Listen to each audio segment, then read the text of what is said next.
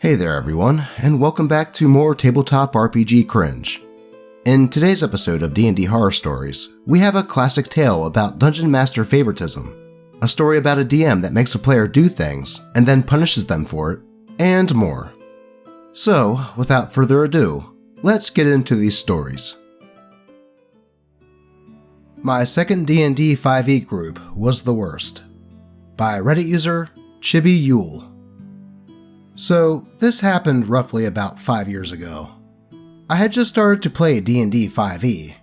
My last pretty good experience with the system was the advanced D&D times in the 90s, and a friend invited me to a new game. As the only other game I played so far was already in motion when I joined, this felt like a fresh start, and I was very thrilled. Okay, there never was a Session 0, and I only learned afterwards about this concept, which probably already was a bad sign. So, our party had just met up, and we were summoned to the King's throne room for a briefing.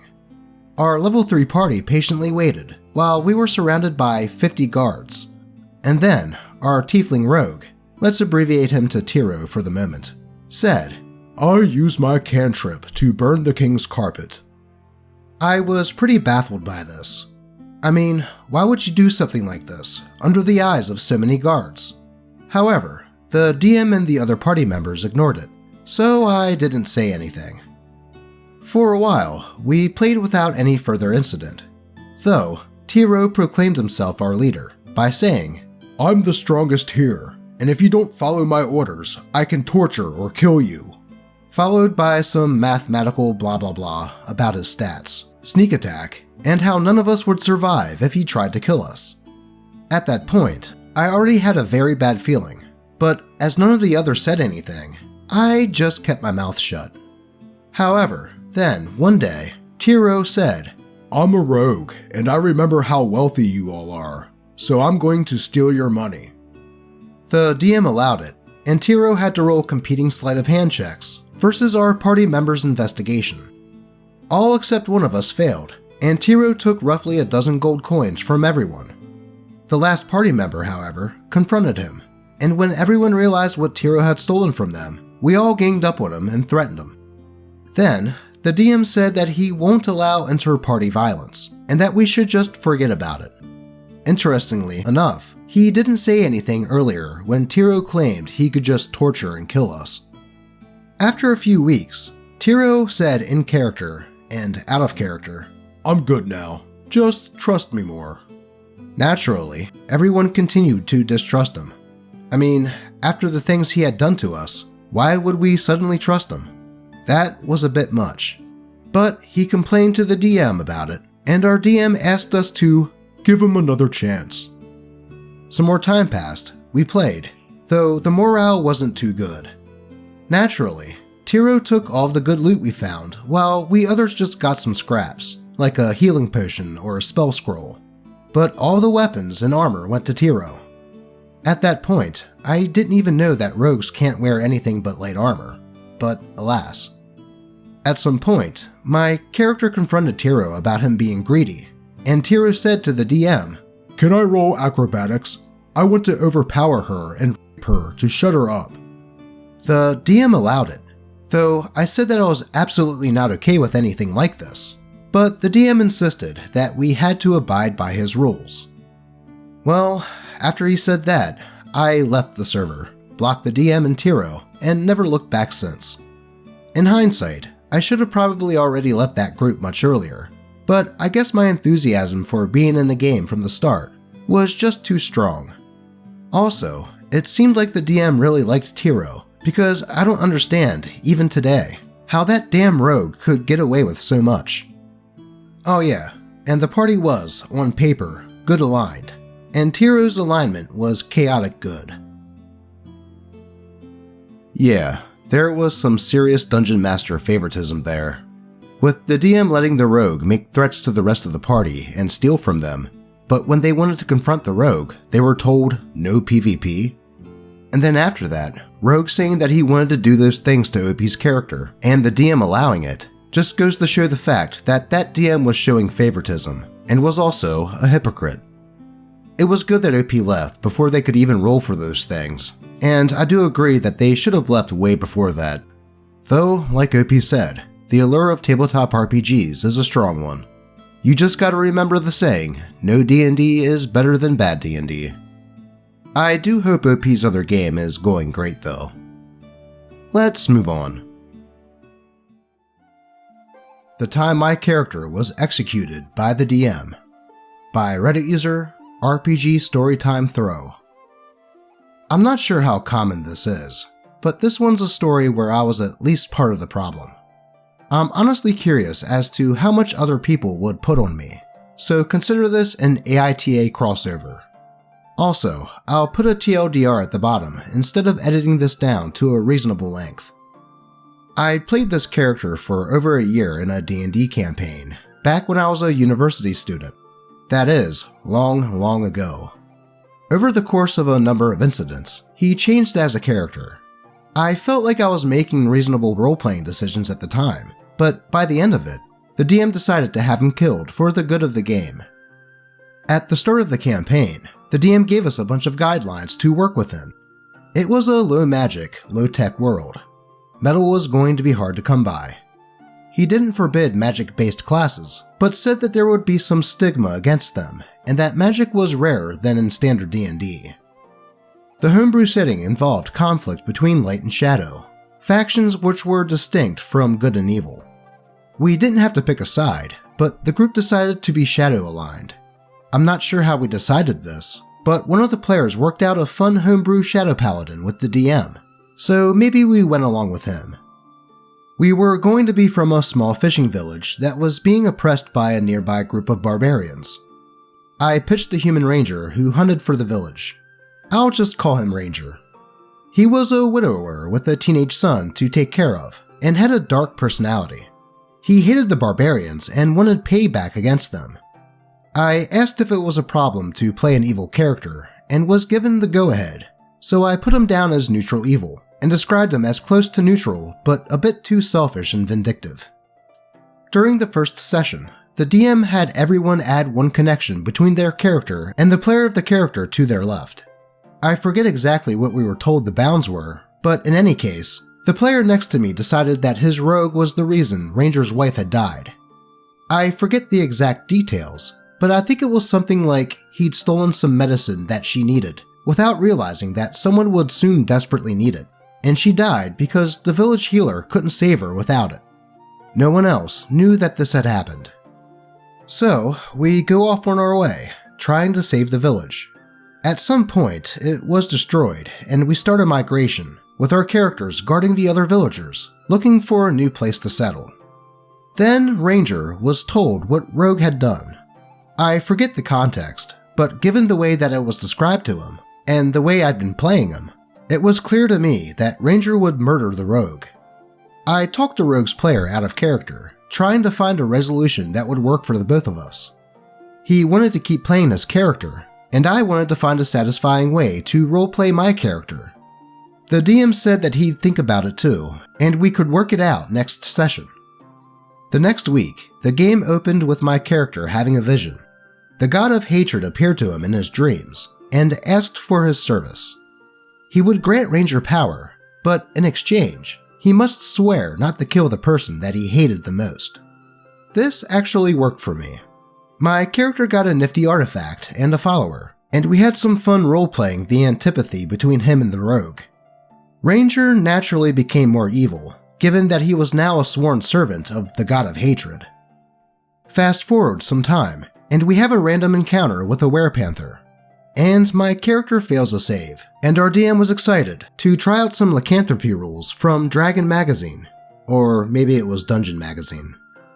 We had an argument there, because the rules made my character unplayable, but we worked out some modifications and I rolled with it. One possibility for me at that point was having my character become an NPC villain, and rolling up another one for myself. But I think the DM wanted one of us to use these lycanthropy rules. The key thing here was that my character now had to occasionally eat a human, or he would take permanent wisdom damage. Also, if I remember correctly, he would at various times transform into a werepanther without control over his actions, and rampage. I asked about possibly eating non-human player races, but rules as written lycanthropes only escaped wisdom damage by eating humans, no matter what their own base race was. So now, my character was a cannibal. I decided that he would make a hard distinction between the people he was protecting, the villagers, and other humans, and only prey on them. Rogue had been an outsider too, stranded in the village via a shipwreck, which influenced this. Ranger started treating people from other groups worse, and in general, became more evil.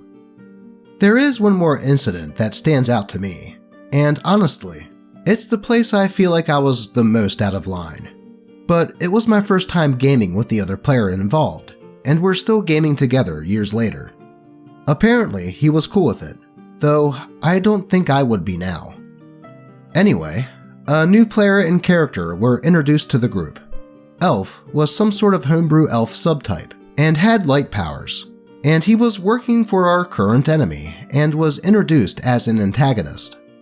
I don't know exactly what the DM was thinking here, but the Shadow-aligned party captured Elf after the second time he messed with our plans. Here again, I couldn't figure out a way to roleplay Ranger consistently without killing another player character, let alone having him join the party. Ranger tied Elf to a tree and tortured him, while I talked to the other player out of character, trying to find a solution.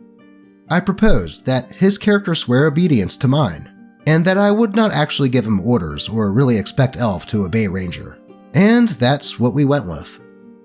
A while later, the DM started a session with a long description of my character getting kidnapped.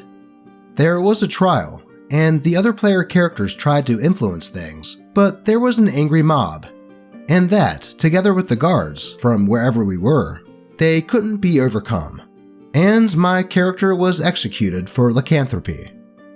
I talked to the DM about it afterwards, and he said that my character was too disruptive to the campaign. I remember being surprised at the time, and I don't remember an incident which happened recently before the session where my character was a problem, but I may have well missed something. I felt that, at the time, the DM might have been frustrated over my character constricting possible story developments for the party. There was also his general behavior, since he had to murder and eat NPCs occasionally. Though that's not something I would normally have a player character do, but it was an element that I felt that the DM had forced on my character. I think it's also possible that another player complained, and the DM did not want to reveal that. That's pure speculation though, as I can't remember any incident that would trigger that, and it didn't occur to me as a possibility at the time. I kept playing with a new character, and the campaign ended when the DM had a child with his fiancée, so it ended about as well as a story like this can. TLDR, I made a slightly evil character, and over time, he became more evil. At least in part, in reaction to decisions the DM and the other players made. The DM then had him executed, because he was too evil and disruptive. I don't think OP did that much wrong here. The DM gave his character the go-ahead before the campaign started, so I can understand OP playing the character that way. Hell, even when the revelation that Rogue was partially to blame for OP's character's wife dying, OP wanted to come up with a logical reason why his character would not seek revenge. It was the Dungeon Master that kept throwing things at the character, like making him a werepanther and then introducing a new player that was on the other side of their conflict. I understand that the phrase, "it's what my character would do," is often used in the context of a that guy or murder hobo, but in the situations that the DM put OP and the party in, it was probably how those characters would react. Hell, OP even tried to metagame a way for that new player's character to join their party in a way that would make sense. So for the DM to just then say that OP's character is killed because the character was too disruptive, it's like, dude, what choices did you give him? So yeah, I think that the Dungeon Master was mostly to blame here, though I would love to hear what y'all think, so make sure to comment below. And before we get into the next one, if you're enjoying the video, I hope you consider giving it a like, as it does do a lot to help out the channel. Also, make sure to subscribe if you haven't done so already. Right, Nipsey? Yes. Do all those things. Bath time. Thanks, bud. But with that said, let's get into today's final story. The DM's friend wanted to bang my child character. By Reddit user, Misty Teeth. So, back when I was 16, I was in a group. I went over my character idea in a session 0, and it was agreed that it would be alright and wouldn't be any problems. She was a changeling druid, aged at 9 years old. I based her on Annie from League of Legends, even using one of her skins as my token. So, everything is fine for a while. My character is taken care of by the group as kind of a little sister. That's until the DM said his friend wants to try out D&D, so they'll be joining our group. Let's call him Barry. Barry rolled a standard chaotic good rogue human and immediately introduced him as a playboy.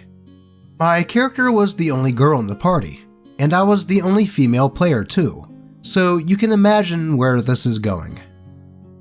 I ignore his weird comments and trying to hit on my character for a while before we get to a tavern. My character obviously couldn't drink, so asked for some milk. What I didn't know is that the DM and Barry were private messaging, and Barry rolled successfully on a stealth check to spike my character's drink. My character became drunk, and then his advances got even stronger.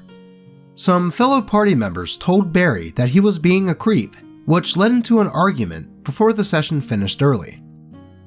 Between that session and the next, I received multiple DMs from Barry hitting on me. I told him that I wasn't interested in him, as I was 1, 16 while he was in his 30s, and 2, I had a girlfriend. And then ensued the homophobic messages. So we reached the next session. Wait, why would you go back? Where, for one reason or another, my changeling turns into an adult version of herself to try to pretend to be her own mother. It was very obvious that it was still her due to the way I played her and her distinctive appearance, but Barry decided to try hitting on her once more. He said, "She's technically legal now, so it's okay." Later, in the tavern, as the party was going to sleep, my character went back to her room, and another player decided from now on, my character wouldn't be left unaccompanied, which I'm glad for.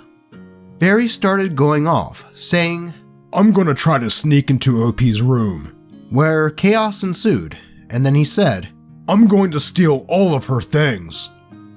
The DM allows it, and with a natural 20, all of my character's belongings, inventory, and even her teddy bear was gone, and he then sold it off to the Rogues Guild.